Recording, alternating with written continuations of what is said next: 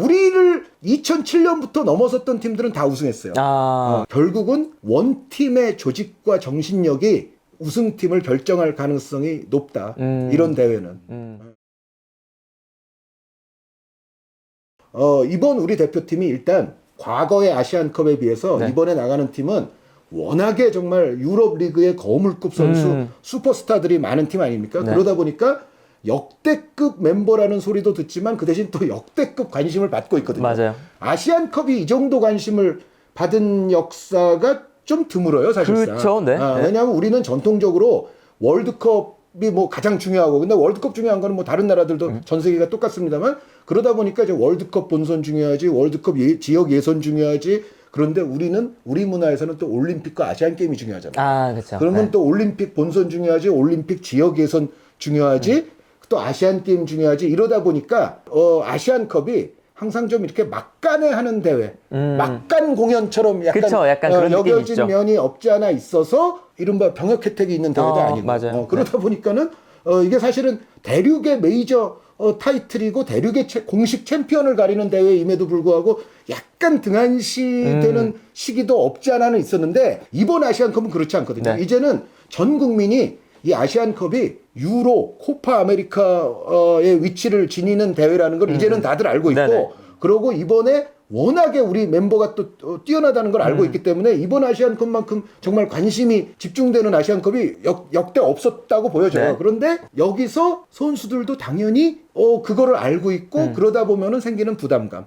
네. 이 부담감을 좀 털어버릴 필요는 있다는 생각이고요. 그리고 이제 아주 아이러니컬하게도 반대 측면도 있어요. 뭐냐면 이거는 이제 그라운드 위에서 벌어질 네. 수 있는 문제인데, 우리가 워낙에 거물급 선수들이 많고 슈퍼스타 선수들이 많은 팀이잖아요. 그러다 보니까 또 약간의 그 느슨함도 발생할 수 있는 거를 좀 경계를 해야 돼요. 그러니까 우리가 그 어느 때보다 상대가 밀집 수비를 펼쳐도 한 방 번쩍 해줄 수 있는 선수가 그 어느 때보다 많다. 네. 그런데 이거를 전체 선수단도 그렇게까지 생각하면 안 됩니다. 전체 선수단이 만약에 우리 뭐 경기력 좀 덜 좋아도 뭐 흥민이가 한 방 할 거야. 네.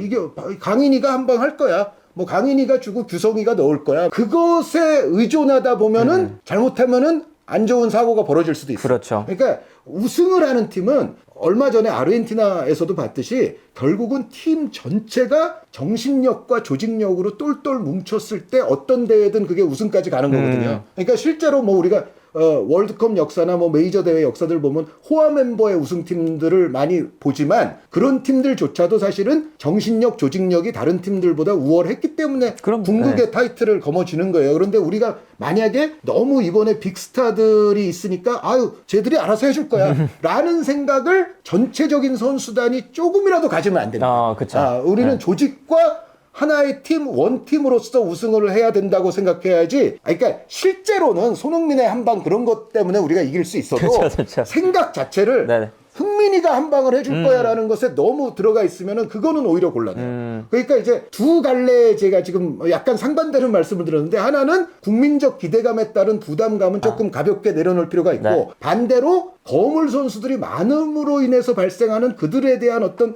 의존감 내지는 약간의 그 느슨함? 웬만하면 우리가 다 이길 수 있을 거야. 근데 그런 게 이제 물론 토너먼트 가면은 뭐 그럴 리는 없다고 보는데, 네. 조별리그 단계에서는 약간 그런 생각을 할 수도 있거든요. 네네. 그거는 하지 말아야 된다. 그러니까 과거에 우리 아시안컵을 보면 조별리그에서부터 고생하면 결국 오래 가기 힘들어요. 네네. 토너먼트 가서도. 그리고 예를 들어 토너먼트를 가서도 16강에서 지나치게 고생하잖아요. 그러면 8강에서 위험해요.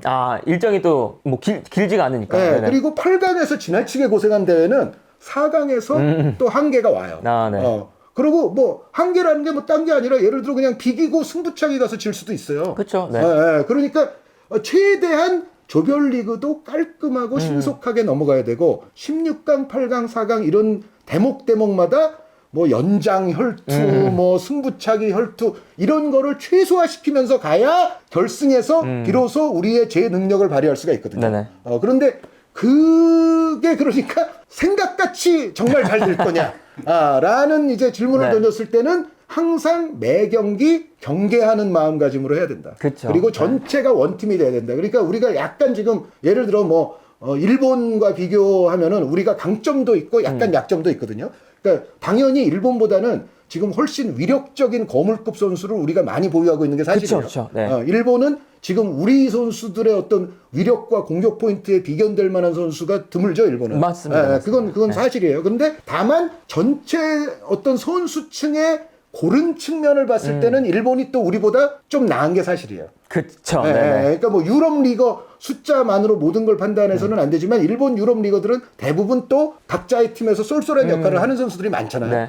그리고 그게 전 포지션별로 넓게 분포가 돼 있어요. 그건 사실이잖아요. 그렇죠. 네. 그러니까 예를 들어 7경기까지 가야 만약에 지금 벌써 뭐 김칫국 마시는 건 아니지만 한일전 결승전 얘기를 벌써 하시는 분들도 많은데 그쵸, 네. 그리고 그게 확률이 좀 있고 네. 확률이 없는 게 아니잖아요. 근데 7경기째 갔을 때 과연 우리 베스트 11 선수들의 컨디션이 어떨 거냐라는 문제도 있어요. 결승전까지 가면. 그쵸. 그러니까 카타르 월드컵 기준으로 봐도 그리고 평가전들 하는 기준으로 봐도 일본이 우리보다 로테이션 폭이 좀 더 크거든요. 그러니까 이거는 제가 결승 한일전 이거 김칫국 절대로 절대로 아니고 일본도 중간에 탈락할 수 있고 그렇죠. 뭐, 그런 건데 만약에 그랬을 때는 그때 가서는 선수들의 컨디션과 체력이 말을 할 수도 있거든요. 그러니까 많은 변수들이 정말 도사리고 맞아요. 있다는 네. 거죠. 우리가 우승까지 가기 위해서는. 그래서 우리가 정말 뭐 역대급 멤버, 황금 멤버라고 이제 불리고 있긴 한데 이 아시안컵이란 게 우리가 어쨌든 늘 아시아의 강호지만 64년 동안 우승이 없는 것도 사실이잖아요. 네. 그러니까 이 대회라는 게 너무 변수가 많고 그러다 보니까 우승하는 것도 사실은 우리가 쉽게 봐서는 안 된다. 그렇죠. 약간 그 역사 강연을 좀 네네. 하자면 2007년에 이라크도 우리가 한번 되새겨 볼 필요가 있어요. 그러니까 이라크가 당시에 국내 사정이 굉장히 어려웠었고 네네. 그래서 이라크 선수들이 그 당시에 시리에 빠진 국민들에게 축구로 그래도 좀 기쁨을 찾아주자. 그 기치 아래 이라크 선수들이 엄청나게 그때 정신력이 강했어요. 네네. 그러면 물론 그때 이라크는 또 좋은 선수들이 있었어요. 유니스 선수라든가 아크람 선수라든가 좋은 선수들이 있었고 유니스 선수가 최근에는 뭐 손흥민, 김민재 선수 등에 의해서 다 깨졌지만 네. 한동안 아시아에서 발롱도르 최다 득표한 선수가 유니스 맞아요. 선수였거든요. 그리고 그 당시에 이라크가 아시아의 이른바 강팀이라는 팀들을 도장 깨기처럼 하면서 가서 결국은 우승을 차지했을 때 세계적인 언론의 조명도 많이 받았어요. 이라크의 우승 이거는 마치 뭐 덴마크나 그리스가 유로 우승한 것처럼. 근데 아시안컵은 그런 팀들이 한두 팀이 나와요. 문제는. 그쵸, 네. 2007년에 우리가 이라크에게 준결해서 탈락을 했고 2011년에는 일본에게 준결해서 탈락을 했는데 이때는 승부차기를 했죠. 그쵸. 이라크와도 승부차기를 했고 일본이라도 승부차기를 했는데 승부차기에서 그때 우리 약간 그 엽기적인 해프닝이 있었죠. 네. 우리 1, 2, 3번 키커가 아마 제 기억에 다 실패했던. 네네.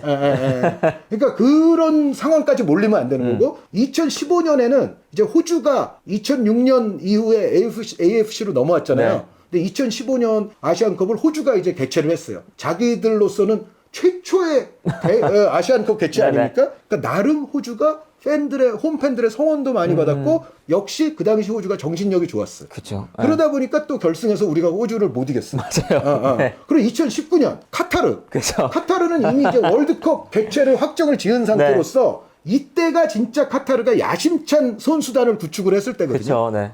근데 이 멤버들을 너무 그 이후에 3년, 4년 계속 똑같이 그쵸. 믿고 가다가 결국은 월드컵 본선을 오히려 망치는 맞아요, 결과가 됐지만 맞아요. 네. 2019년이면은 오히려 카타르가 이때는 꿈에 부풀어서 정말 좋은 선수단을 구축했고 이때 카타르의 경기력이 최상이었죠. 그쵸. 이때가 더 좋았죠. 사실. 네. 그리고 이때는 카타르가 아시안컵뿐만 아니라 슈틸리케 감독의 목줄을 완전히 쥐었던 팀이 카타르예요. 그쵸, 네. 그러니까 월드컵 지역 예선에서도 우리가 카타르에게 당했었잖아요. 네. 그러니까 그런 카타르를 딱 이때 8강에서 우리가 걸려가지고 또 탈락. 그러니까 이 아시안컵은 정말 보면은 그리고 우리를 2007년부터 넘어섰던 팀들은 다 우승했어요. 이라크, 그러네요, 일본, 또. 호주, 네. 카타르 다 우승했어요. 그러니까 대한민국 꺾으면 우승이에요. 그런데 그 얘기는 뭐냐? 적어도 한 팀은 정신적으로나 조직적으로나 뭔가 분위기적으로 우리를 거꾸로 트릴 팀이 있었다는 거죠. 그쵸. 근데 이번에도 그러지 말라는 법이 없어요. 맞아요. 그래서 이거는 그러니까 제가 이라크부터 말씀드린 이유는 결국은 원팀의 조직과 정신력이 우승팀을 결정할 가능성이 높다.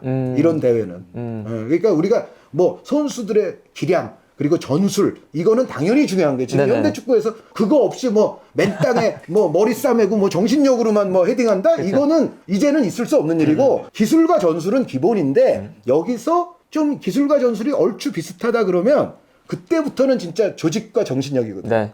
그거는 뭐 축구가 계속되는 한 아마 틀림없는 진리일 거예요. 근데 결국 거기까지 가기 위해서는 우리 선수단 전체 여기는 사실은 심지어 주방의 영양사님들부터 시작해서 네. 피지컬 트레이너들 또 우리 전체 또 코칭 스태프 모든 우리 대표팀을 후원하는 지원하는 모든 스태프들이 다 포함이 돼서 정말 원팀으로 대회를 잘 치러야 마지막 영광이 올 거다.